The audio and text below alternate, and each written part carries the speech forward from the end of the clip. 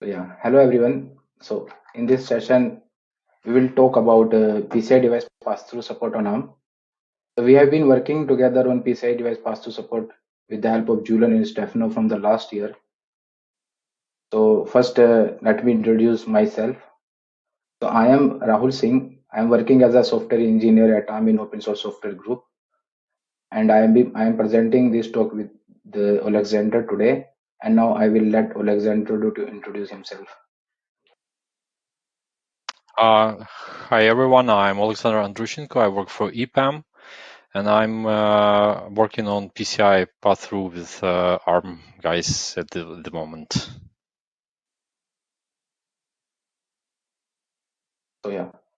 So first, let me start with what is a PCI device pass-through. I think most of you already aware of, but let me again try to explain.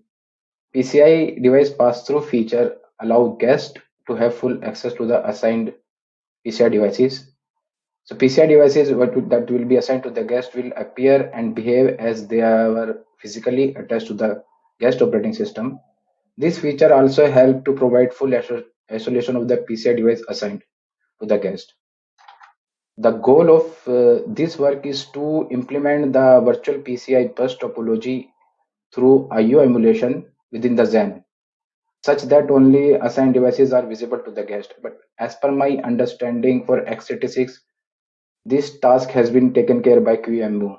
So vPCI bus topology is implemented in QEMU, but for ARM, we are planning to implement within XEN, the vPCI bus topology. Guest can use the standard PCI device driver without the use of PV driver.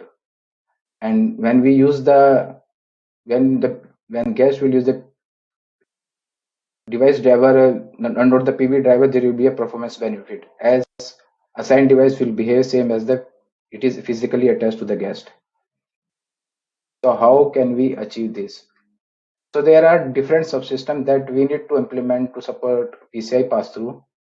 I will talk about those subsystems in details in upcoming slides, but here is the brief summary of those subsystems. So we need to first implement the virtual PCI bus through IO emulation for Dome0 guest to populate the PCI hierarchy for the guest. Dome0 and XEN will have access to the real PCI bus. Guest will have direct access to the assigned device itself. Tool stack, the Excel tool stack, when it creates the DOME-U, will create the device tree node for DOME-U guest for virtual host bridge and virtual ITS, that is an MSI controller for the ARM architecture. So that the Dome0 guest, when start booting, it will do the PCI enumeration on the virtual host bridge. And the MSI controller, virtual MSI controller will be established for that. PCI configuration space access will be trapped to XEN, and bar will be assigned based on the memory assigned to Dome0 guest. All the IO memory regions for the device that will be mapped to the guest so that guest can access the physical device directly. MSI interrupt and IOMMU has to be configured correctly to have DMA transactions. So this is the high level view how when we assign a particular PCI device to the guest and how it looks like. So let us take an example of a simple SoC. So where we have a two host bridge and there are PCI endpoint device attached to the host bridge, and we have an SMMU for ARM. It is an IOMMU that will take care of translating the DMA transaction. And we have so for each host bridge there will be a physical ITS connected to it. So physical ITS is an MSI controller for ARM that will take care of translating the MSI interrupt to the real physical interrupt. So once we assign a particular device to the guest, tool stack will create a virtual host bridge and virtual ITS for the DOME-U guest. And XEN will also create a PCI emulation bridge within XEN. And there will be a virtual ITS, one virtual ITS for each guest in this design. And this virtual ITS will take care of all the PCI device for the MSI interrupt and this virtual ITS has to be mapped to the different physical ITS. So there might be a case like when we assign a particular PCI device to the DOM0, the BDF will not be the same as the real physical BDF. So in that case, we need a map table to convert those virtual device ID to physical device ID and find the corresponding MSI controller physical ITS to correctly configure that for MSI interrupts.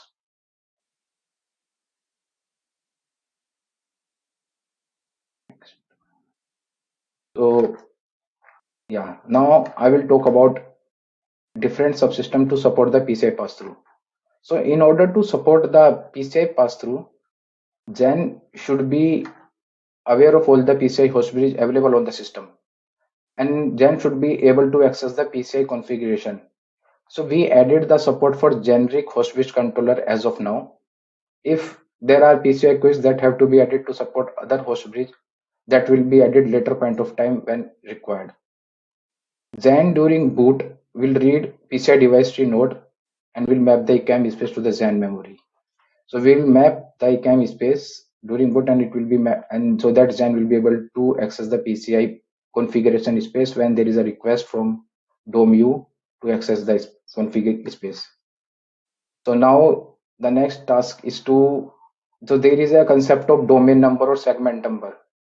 So what we have think of to use the PCI domain property.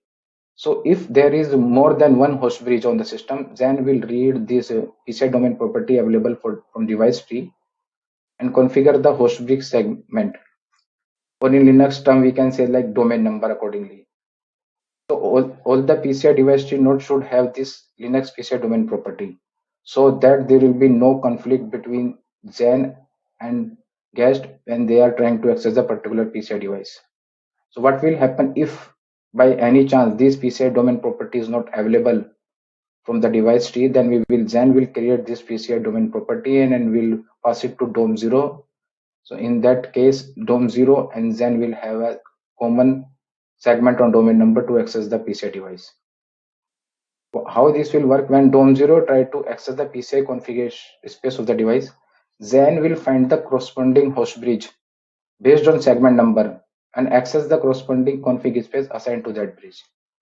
Now at this stage, Xen is aware of all the PCI host bridge available on the system, but still Xen doesn't know about all the PCI device available on the system. So we need support in Xen for PCI enumeration. Then we realized that PCI enumeration in Xen is not feasible as it would require a lot of code to be imported from Linux into Xen, which would require a lot of maintenance. So we decided to rely on DOM0 or boot firmware to configure the bar, PCI capabilities, etc. and inform Xen to add the PCI device in the list maintained in Xen. Now at this stage, Xen now will be aware of all the PCI devices on the system and all the devices will be added to the hardware domain.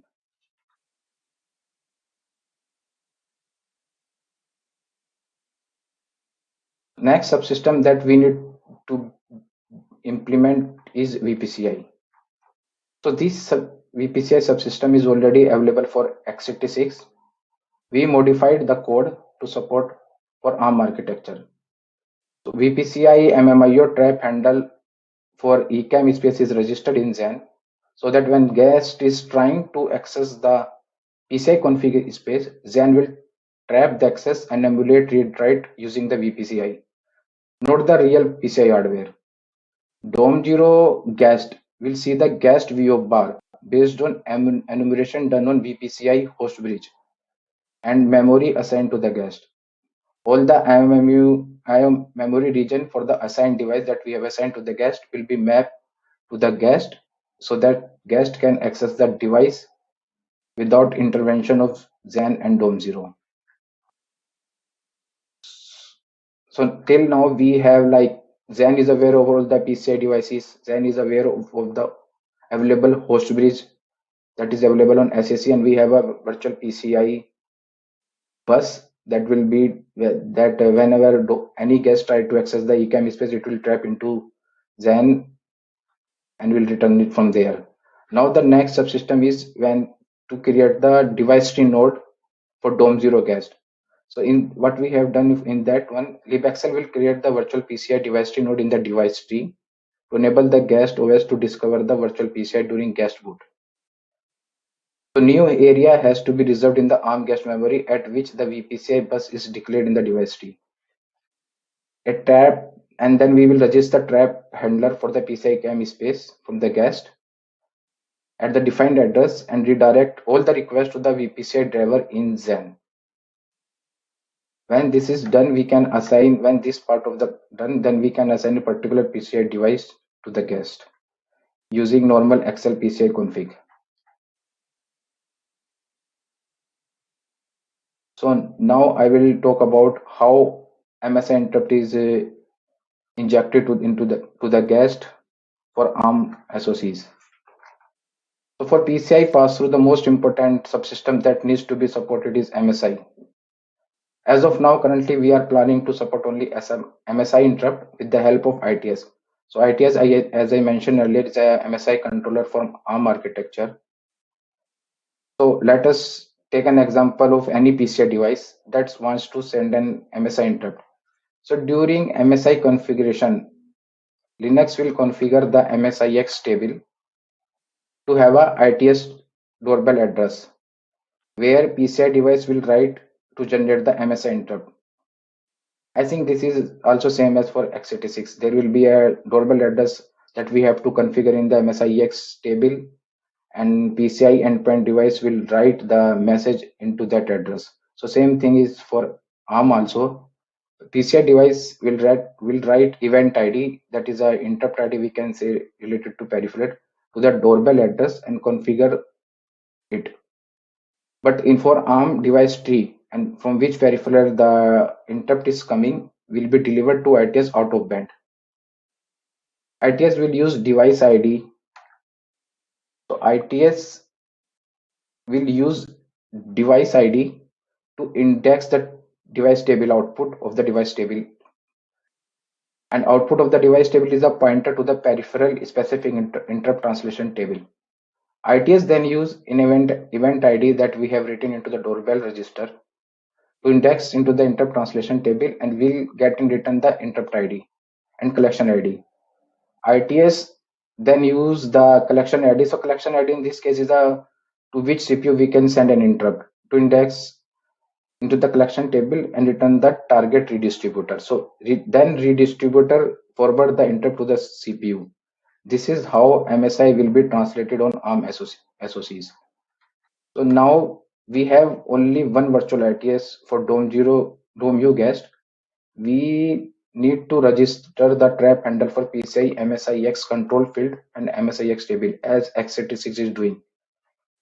So one guest will configure the ITS doorbell address for PCI MSIX table. It is virtual ITS doorbell address, not the physical ITS doorbell address. So we need to intercept the MSI configuration and configure the physical ITS doorbell address in PCI MSIX table to generate MSI interrupt. So there are the two possible virtual ITS design that we are thinking of. So this we will discuss in more detail in the design session, but I want to explain a little bit here. So each host bridge will have its own MSI controller. So there is one design that we will create the same number of MSI controller for Dom0 guest and same number of virtual host bridge.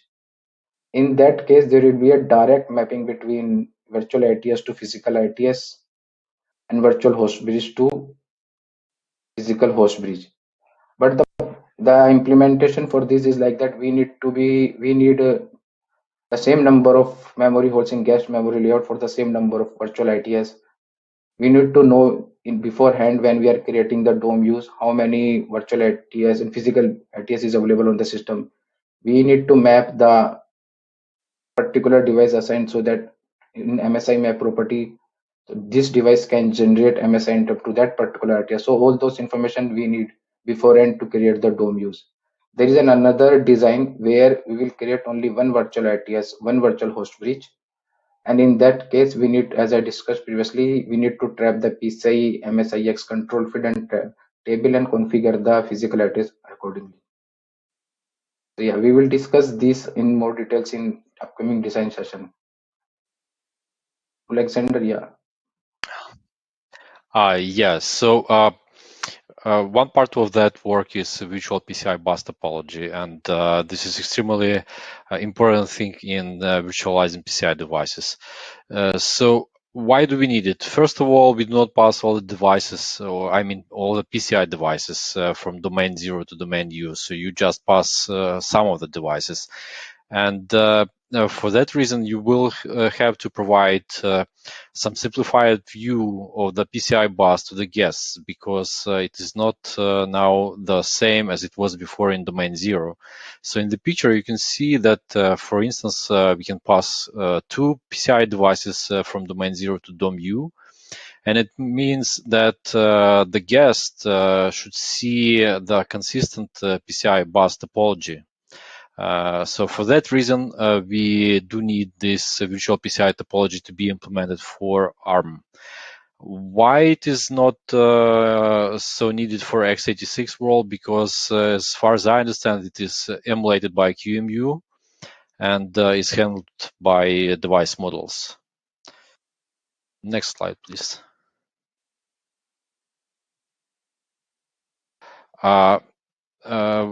Another important part of that is that we need to emulate a host bridge. So this is really an essential node in the topology, because this is the root of the topology, and everything starts from it.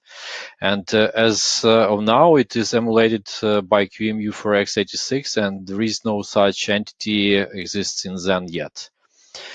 So what we want to implement, a host bridge controller which is EPAM compatible. So this is a generic host bridge. Its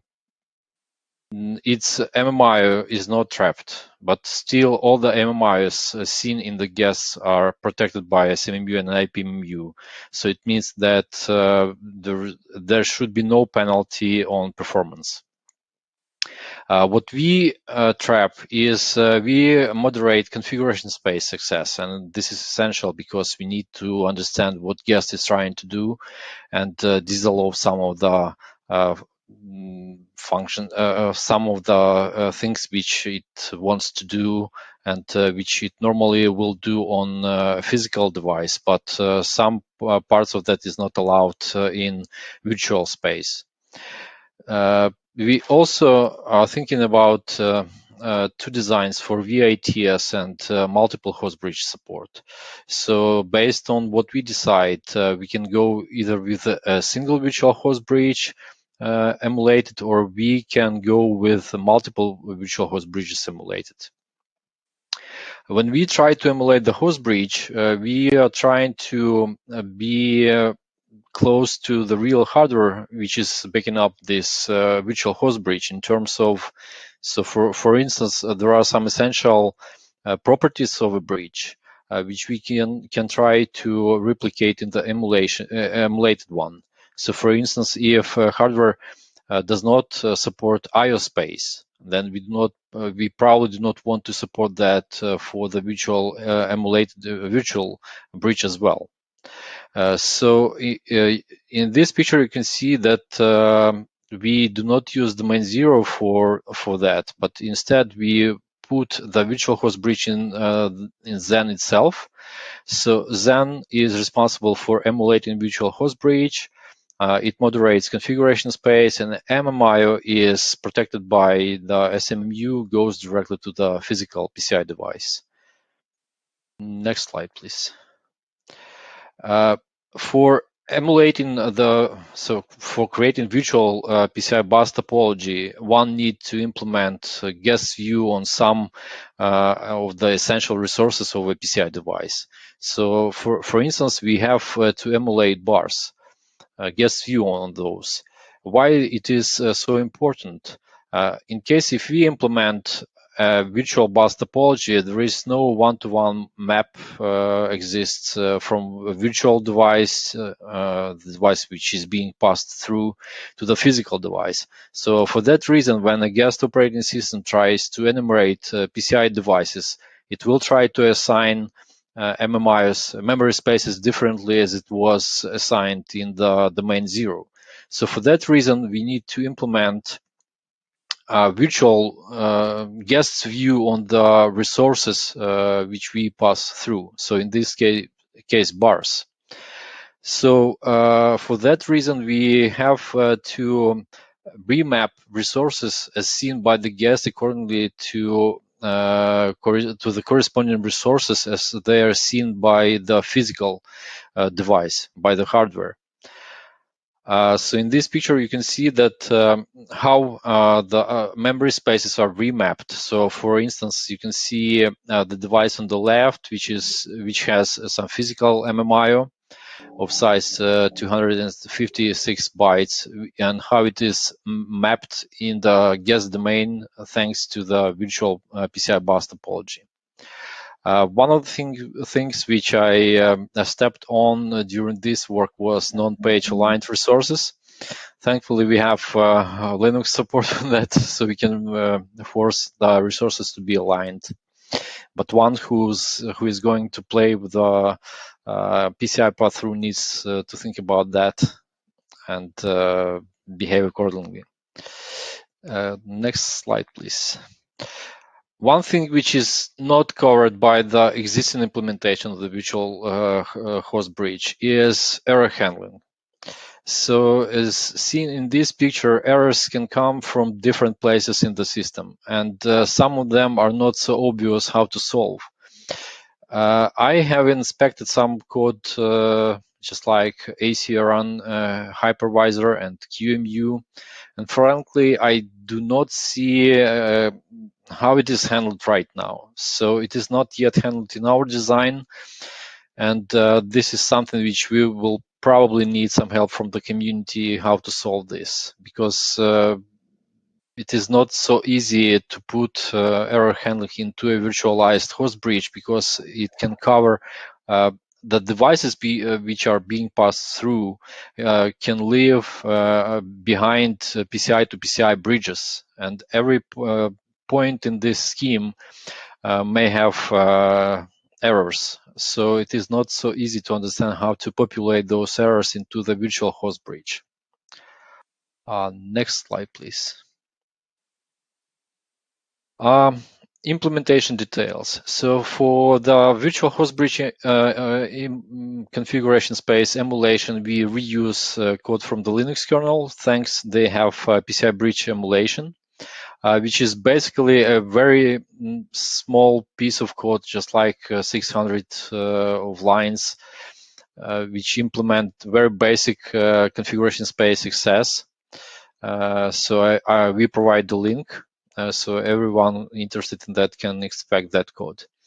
The Linux kernel side covers the generic host, the virtual host bridge thanks to the generic host driver. So the pros of that driver is that it does not rely on configuring clocks, power, etc., etc. So it can easily be used in our virtual environment, I mean in the guest OS. We have created a new struct, which is vPCI dev struct for all the devices which we are going to pass through. And the only exception for that is the virtual host bridge itself, because it does not have a corresponding physical device in Domain-0 and is fully emulated. So this is the only exception for vPCI dev. So every device which is passed to the guest will have a corresponding vPCI dev attached. So as I already said, virtual host bridge is handled separately from vPCI devices. And basically, we can go to the next slide probably. We trap all the configuration space. So I mean that we not only are trapping the configuration space of the guest domain, but we also trap the configuration space of the Domain-0, because we need to know the current status of the configuration space of the hardware. So we can, once we want to provide some guest view to the guest, we also need to consult the physical state of the hardware. We implemented the very easy translation of virtual SBDF into PSBDF, physical SBDF. So for the moment, the function of the virtual SBDF stays the same. This is not the case for SR IOV use cases. Device in the virtual bus topology is assigned just a subsequent number. So we start from 0 and assign the next device number.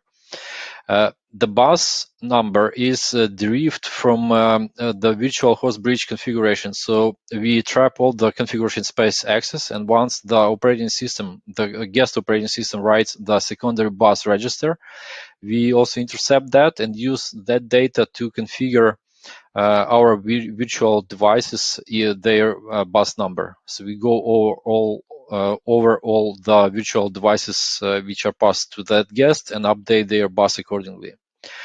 Segment is currently not handled, and we have it hard-coded to 0, so this is something we need to solve. We have really heavily modified vPCI header.c. So before that, it was primarily used for x86 identity mappings. But in our case, in order to provide the guest use of the many registers, we had to modify that, not only to provide the correct mappings for bar views, but also it is already used to emulate guest views for the guest domains. So that was not the case for x86, but header.c becomes our emulation core for the configuration space registers, because we already intercept that and we have all that machinery required in order to intercept the configuration space access and emulate that. So we also enabled map unmap functions, deferred vPCI map unmap functions for ARM, as it was already implemented for x86. It was not done for ARM yet before. And we also extended SMMU and IPMMU, which were not ready for PCI pass-through, in order to enable that feature as well. And we also need to enable the PCI backdriver for ARM, but we do not use that for any configuration space emulation or MSI stuff, but we only use that in order to please Excel as a database to store some information which devices are passed through. We also use that to bind and unbind the kernel drivers, etc. And current development is available at the link number 1, which we share, and our work can be found there. Next slide, please. I'm running out of time, sorry. These are the open questions we would like to discuss on the working session. So we can probably skip all those slides and discuss those later. Thank you.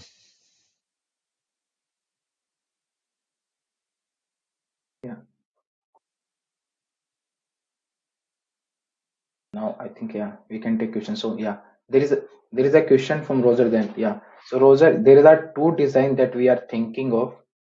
So for one design, we don't need to trap the MSI entries, but for other design, yes. So if we go for design where we have there is a mapping between virtual to physical ITS, and we have a same number of virtual ITS in the DOMU guest, in that case, we don't need to trap the MSI entries. We can directly configure that SMMU, and when the guest domain write to that MSI or the ITS doorbell address, it will directly go to the physical ITS.